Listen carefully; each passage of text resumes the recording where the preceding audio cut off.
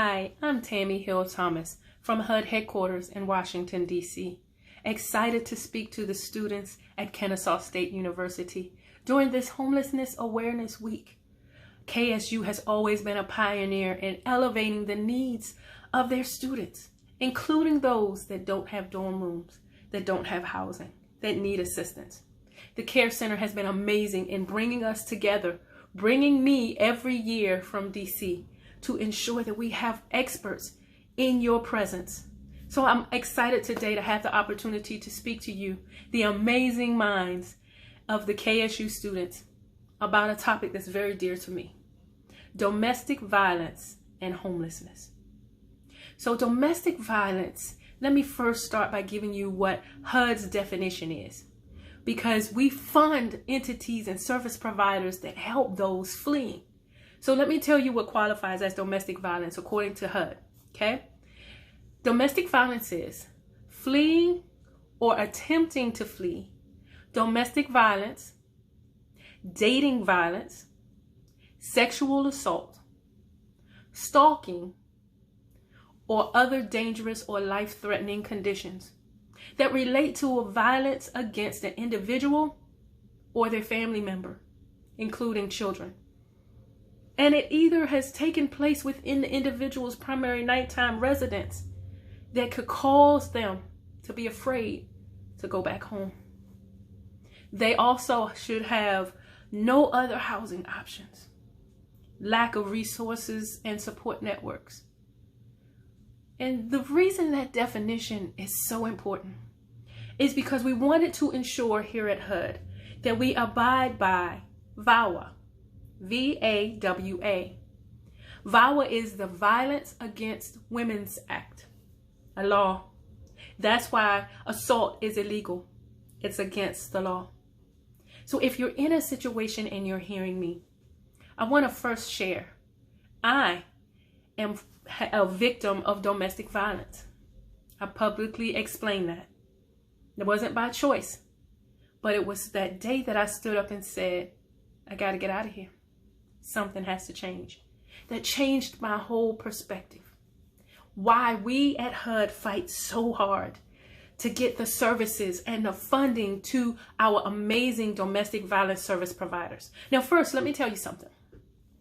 All information shared with about anything or anyone fleeing domestic violence is totally confidential. No information can be shared. When we at HUD collect data on all the money we send out, we make sure that they send back to us reports on how many people that money serves, how many people we get to help. However, in the massive web-based database that collects all those millions of people, you will not find one domestic violence victim. The reason is because they are protected by VAWA. Their information is protected. So when we get information on how many domestic violence victims we've served, how many people have been served through a program that is a DV program, when we get that information, it's out of a totally different reporting mechanism, not through the World Wide Web. They are protected, and so much that when we do find out how many people we serve, they don't have names, birth dates, social security numbers, any PII. Personal information, personal identifiable information. There we know. I knew it was an I in there somewhere. PII, personal identifiable information. There's none. We do get the numbers, but let me tell you how they identify people. They identify them by a client ID. So we get a list of numbers. Each number is for a person. They might have a person and a family. That's all that's released to us. That's all that's public knowledge. Again, domestic violence victims are protected. So what we do is partner with other agencies. The Department of Health and Human Services has children's programs. There are many other agencies. Veterans Affairs, they have veterans who have fled domestic violence. So what we do is we partner. We partner to try to make it as seamless and as easy and as helpful as possible. Can you imagine someone in such trauma that they grabbed the kids and they just ran? Might not have clothes, might not have money, might not have identification, And certainly the kids will probably not be in school. But here's the wonderful thing that we do. We meet them where they are. You don't have clothes, it's okay. We're going to make sure you have what you need. Toothpaste, toothbrush, soap, maybe prescriptions. Maybe there was something that you needed so much that you left behind. So it's our job to ensure that we support the law, VAWA, and that we ensure our guidance and regulations move with how domestic violence victims can be supported. Many, as I said, they might not have resources. They might lack resources. Even support networks, which is defined by family, friends, someone else you could stay with. None. And that's okay because we receive them in all of our service provision. And our job at HUD is to give them the funds to help govern their programs, to help make sure that they understand what's allowable and what's not, so that they don't have to deal with issues when they're audited, or so that they can correctly correct them if they find something. I'm a compliance lead and an auditor with HUD, so I tend to be the one going out and looking at them or leading teams. And what we want to do is support them. We want to give those families as much as they can. And you got to think about the geographies of homelessness, right? Texas, their homelessness might not be the same as New York City. The city might have more than the state of Texas, because the face of homelessness is different everywhere. Geography coverage is very important, that we make sure we address so many issues, that we have domestic violence projects out, that we have safe havens, that we have places where people can know to run to, but are confidential when they get there. Certainly if they're running from an abuser, they don't want to know where they are. So we keep as much protection as possible in place, hoping that the outcome is permanent housing. See, we can talk about the problem, but we want to fix the problem. So the outcome on the other side is that everyone's able to retain their life, have self-sufficiency, and a permanent residence. So we help them through that process. With HUD, we have many different component types that you can be funded. So there might be outreach workers, those people that go out and they look for homeless people. There are emergency shelters. So sometimes people that might live on the street or might have nowhere to go, they may go to a shelter and just stay in a bed, stay in a short space. There are transitional housing programs. Transitional housing programs have a 24-month limit. Just enough time for you to get in, for 2 years for you to get situated. Might be in your own apartment if you have children. Might be in group style housing. There's so many different ways that we can help. And from transitional housing, you can go to permanent housing. Permanent housing is usually dedicated for folks with a disability, where you can't live on your own, where you need a constant subsidy and you need constant wraparound services. So that's someone coming to check on you. That's a case manager or maybe a therapist or whatever your situation is, that the services are there. So as I speak about domestic violence, I'm glad that the federal government sees it as important, not just because I work for it, but because the need is so great.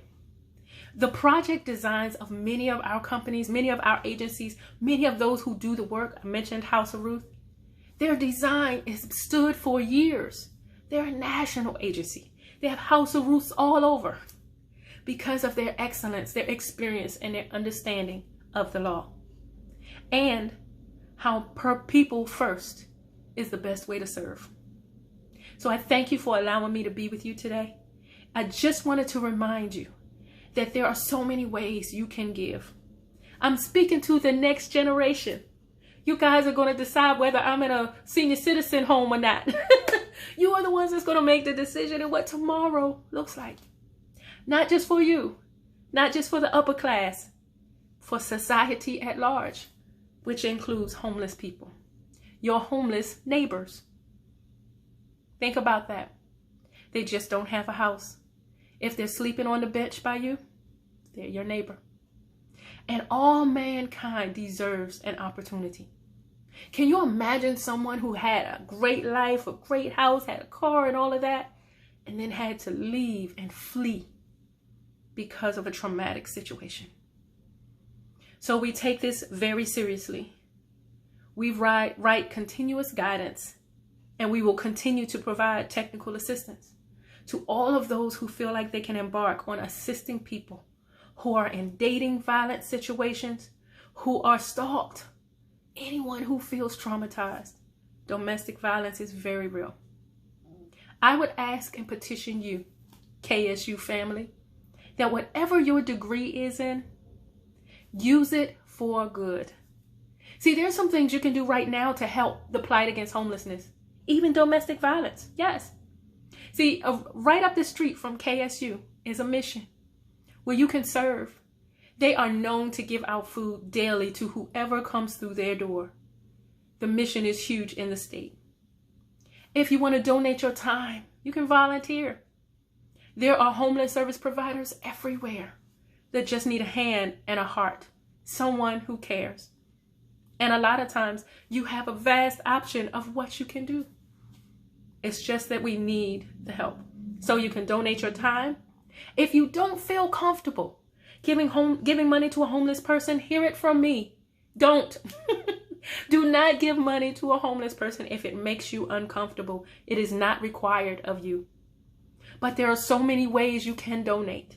You can donate to the care center right there. They feed college students, and I believe you can swipe and give extra to some other kid that needs a meal. Certainly you can donate your time, you can donate your talent, you can donate your gifts, you can vote. I've got to stick this in there because we're in a crucial time right now. Whoever you vote for. Sometimes it's not even all about the president and the vice president. Let me explain. When Congress decides how they're going to fund a bill, let's use VAWA. Let's use an act totally dedicated to people who are hurting and need to get to a place of safety. So they put money towards that, taxpayer money. They choose money and they put it towards that, Congress, okay? Then Congress sends it to the agency, HUD. So we get this wonderful bill and all this money. Good, we need to help more people. We get it, and then we do through NOFAs, Notice of Funding Availability. Folks put in applications, we pick who will get funded, and we send the money to the street. Sometimes we send them to local governments.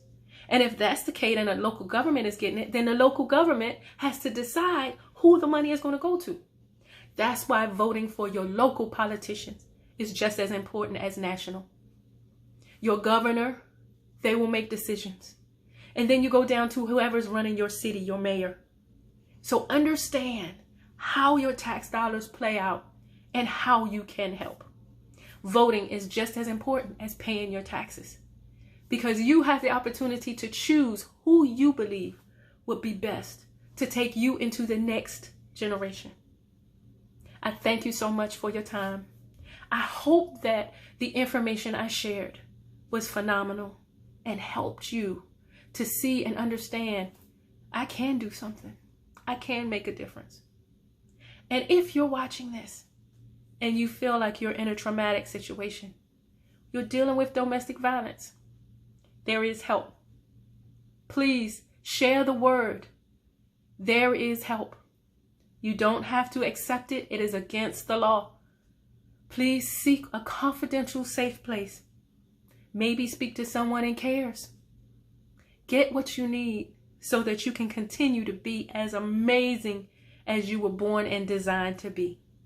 Thank you so much, KSU family. Keep making a difference and go be great.